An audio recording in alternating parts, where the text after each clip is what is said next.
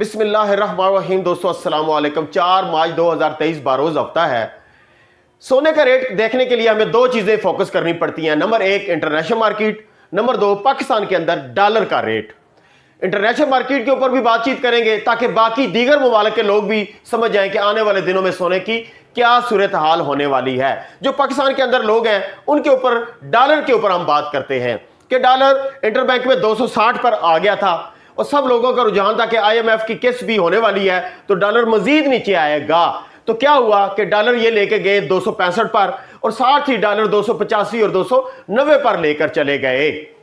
फिर क्या हुआ, थोड़ी सी इन्होंने वापसी की और 285-83 के दरमियान में आकर डॉलर को रोका। कल डॉलर की बहुत ज्यादा वापसी और इन्होंने कर दी। अब लोगों के अंदर यह बात आ रही है कि इन्होंने एक दिन के अंदर डॉलर इतना ऊपर लेके गए और सोने का रेट भी 2,06,000 पर पहुंचा दिया। फिर साथ ही अगले दिन और उसी शाम को ही डॉलर थोड़ी थोड़ी बैक मारने लगा। वजह क्या हुई? तो हम जाती अगर तजिया निकालें तो इसकी 2-3 वजूहात हैं। नंबर एक, सोने का रेट बनाया जा रहा था 282 के साथ, जबकि इंटरबैंक में डॉलर का रेट था 260। लोग कहते थे कि यार ये इंटरबैंक तो धोखा बनाया हुआ है इन्होंने, असल रेट तो 282, 83, 86 होना चाहिए ना, जिसके ऊपर सोने का रेट बनाया जा रहा है। तो लिहाजा इन्हें कोई खास डॉलरों की जरूरत थी तो इन्होंने ये ट्रैप खेला कि ये भी हो सकता है इन्होंने उन लोगों के साथ डील भी कर ली हो कि हम इंटरबैंक में डॉलर को बढ़ाते हैं और आप लोगों को मर्जी हुई तो डॉलर निकाल देना, मर्जी हुई तो मार्केट में फेंक देना, हम आपसे डॉलर ले लेंगे। यानी कहीं भी इस्तेमाल कर सकते हैं। ये भी हो सकता है ये अपने डॉलर निकाल कर बाहर फेंक दें। तो लिहाजा क्या हुआ, 290 पर जैसे डॉलर पहुंचाया, आम बंदों को यह बात इल्म में नहीं थी। बहुत सारे लोग ने अपना माल धड़म करके निकाल लिया और बहुत सारे लोगों ने माल निकाल लिया और इन्होंने माल उठाकर किसी जगह पहुंचा दिया। यानी रेट कौन सा फिक्स हो गया? 285, 290। कल ये किसी जगह भी अपनी रसीदें बुकें बनाएंगे तो उसमें लिखेंगे जी हमने तो उस वक्त रेट इंटरबैंक में जा रहा था 290-85, तो हमने उस हिसाब से माल खरीद कर या अपनी किस्त अदा की या कोई और मामलात अदा किए हैं। तो लिहाजा एक तो फायदा सरकार ने उठा लिया, दूसरा उन लोगों ने उठा लिया जिन्होंने डॉलर फंसे हुए थे, यानी वो अंदर छुपा के रखे बैठे हुए थे और 286, 82, 83 दे रहे थे, उन्हें 290 का ऑप्शन मिला और उन्होंने अपने डॉलर निकाल दिए। फंसे कौन लोग? जो दरमियाने तबके के लोग थे, जो छोटा मोटा जानते थे। उन्हें नहीं पता था कि ये सट्टेबाज 290 से बैक कर लेंगे, कईयों ने और ले लिए होंगे या कईयों ने सोना खरीद लिया होगा। तो लिहाजा वो लोग फंस गए और कुछ लोग निकल गए। अब हम बात करते हैं इंटरनेशनल मार्केट की। कि अमेरिका के अंदर दो ट्रेडर्स मौजूद हैं। एक है मंदी वाले जिन्हें कहते हैं बेरिश, एक है तेजी वाले जिन्हें कहते हैं बुल यानी बुलिश। अब बुल वाले काफी दिनों से परेशान थे कि बेरिश ने सोने को नीचे ले जाया जा रहा था। कहां?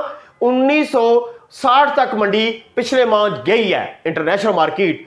तो क्या हुआ, बुल वाले 1960 तक मंडी लेके गए, बेरिश वाले ने जोर दिया और मंडी को वापस करते करते 1800 पर लेके आ गए। अब आपने देखा कि कल से मंडी दोबारा उठना शुरू हुई है, 1850, 57 भी कल गई है मंडी। तो लिहाजा बेरिश इन दिनों कमजोर पड़े जा रहे हैं और बुल पावरफुल हो रहा है।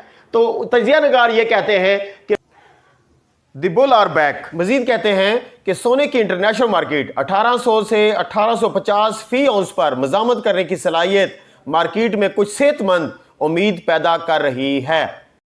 मजीद लिखते हैं कि वॉल स्ट्रीट के तजियाकार दोनों अगले हफ्ते कीमतों में इजाफे की तवक्को कर रहे हैं।